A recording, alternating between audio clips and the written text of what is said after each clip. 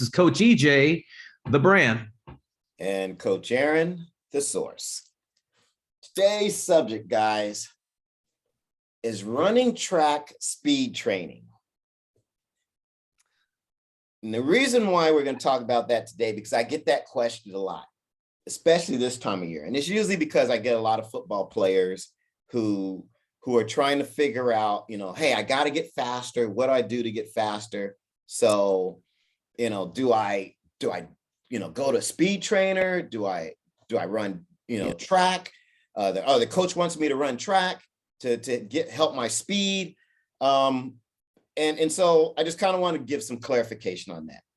Now, I've been a track athlete and a track coach, and I'm a speed trainer. So I can look at both sides of it. And there's pros and cons to both. And really what it comes down to is what's best for the athlete, and in terms of what is really going to enhance their speed in the way that they need to use that speed. Okay, and what I mean by this is their speed is defined in a lot of different ways, and it's used differently in different sports. So you've got to understand what you need as an athlete and what you're trying to accomplish, because running track can help you or it can hurt you, or it can't help you at all. And then it becomes just a complete waste of time. And so, what I generally say is, one, don't waste the track coach's time. Okay. If you're not out there to run track and to be fully invested in track, then all you're doing is wasting his time and taking up space and attention that another athlete should have. Straight, simple. Wow, that's there it is, Aaron. I love that. I've never heard that before, by the way. I love that. Don't run track unless you're ready to be exposed, because track will expose you. There's 9 lanes, and they see who finishes first, and they say who finishes last.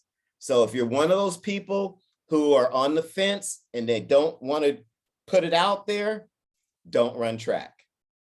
Because again, all you are then is just another body out there that's taking resources from those athletes who are really true track athletes and want to get better. Would you, as a football player or a soccer player, want someone to be on your soccer team or your football team who is just kind of out there because they kind of just like to, run routes and catch passes, you know what I'm saying? But they really don't want to play in the game, or get conditioned. As I've heard this so many times, Aaron, from a lot of baseball players. I'm just doing football because I want to do the conditioning part of it. Yeah. Okay. Okay, that's conditioning for football, not conditioning for baseball. So This helps you how?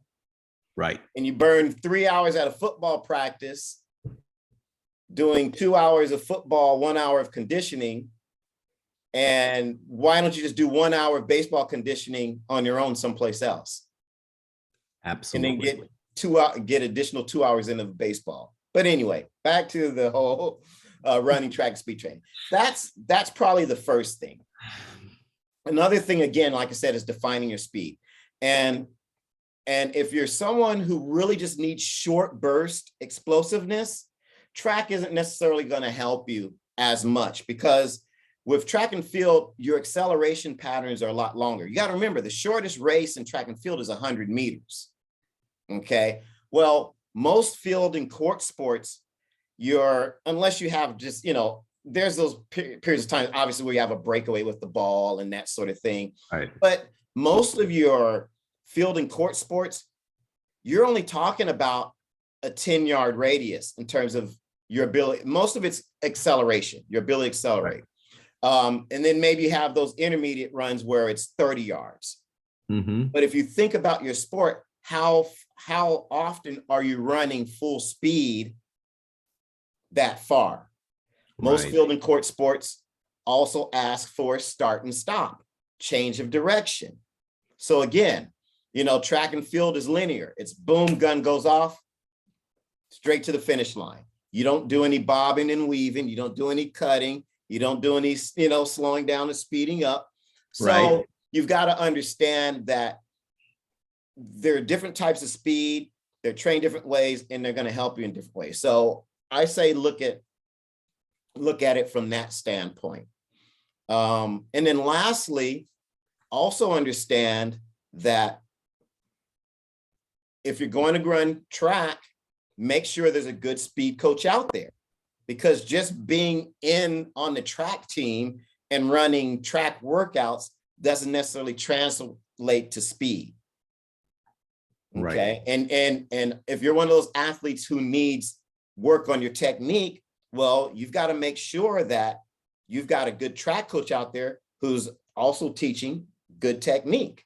Mm-hmm. Some track programs are better than others. So you have some coaches who really are great with teaching athletes how to run and how to put things together. And there's other coaches who basically are just saying, hey, we're just running interval workouts.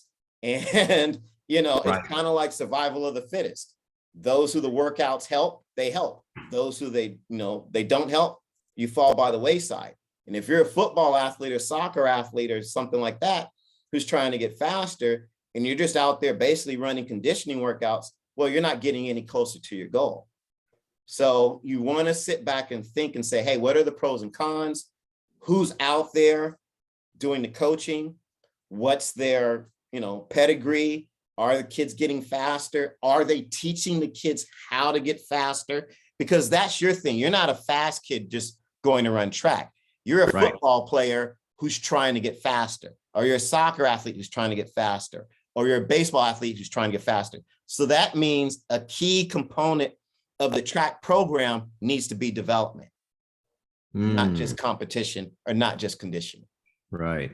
Aaron, I love the way you talked about court sports or sports with quick bursts, baseball, being, go down the line, man. It's 90 feet. Yeah. And, it's 30 yards, and you're not, you're trying to get a top speed as quick as possible out of the batter's box, or we got to run a double. So learning how to make a turn and get our body under control, and I hear that when you're talking about body control of let's say a baseball athlete, and knowing how to get their body in the correct position, whether it's on defense where they got an angle and stuff.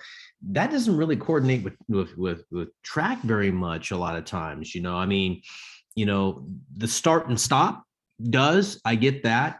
But, I hear a lot of athletes go, oh, I'm going to go run track, baseball guy. I'm going to go to a track coach. I go, what for? Are you going to go to a speed trainer? It's going to teach you how to move within your sport as you do, Aaron, a performance training coach who can do that?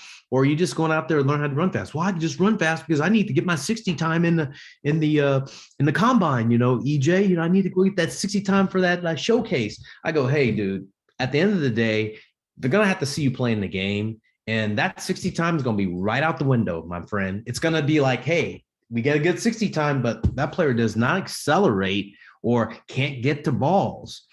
So I think the way you stated that was, man, outstanding, and the understanding of that, so running track and speed training, it's different, man. It really is different, isn't it? They're two different things. And I get it, because traditionally that's what athletes did, back in our day, that's what athletes did. Football. Right. But it was different in the sense that you weren't using track and field as your off-season conditioning just to get faster. Back in the day, you had football athletes who were true track athletes. Who liked the track, who liked the sport of track and field, wanted to compete and wanted to do well. They weren't people who kind of just wanted to glob on and just basically participate in workouts. So there's a different mentality back then. So I see where it springs from and where it emanates from, because back in the day for us, that was kind of the thing. You had multi-sport athletes and they went at it in each sport. Now you have more athletes who are doing it again for the as a cheap way or an inexpensive way to get some other type of training in. And all I'm saying is keep your eyes open as to what you're going to receive and make sure it's going to give you what you're looking for. But track's a great sport. I think, you know, most athletes should run track to be able to experience it and enjoy it, because there's something to be said about, even though you're on a team in track and field, there's something to be said about having some of your own personal accomplishments and having your own personal measurements of you as an athlete and your performance. And track and field does that pretty much better than any other sport, because it's just you against the elements and then against the competition. But you can, it's 100 meters, no matter where you go, no matter who lines up next to you, you know, so you get to measure yourself as an athlete. And that's what's always drawn me to track and field. There aren't any outside, you know, hey, this guy bobbled the ball on this double play, and, you know, whatever the case may be, you know, you're not, the outcome isn't determined by the teammates. Or a referee. Or a referee, exactly. Yeah. Or umpire, whatever you want to call it. You know, I always love track, Aaron. I'll tell you why, because it's raw competition, man. Yes. It's like bravado. It's like you against this person next to you. Mano a mano.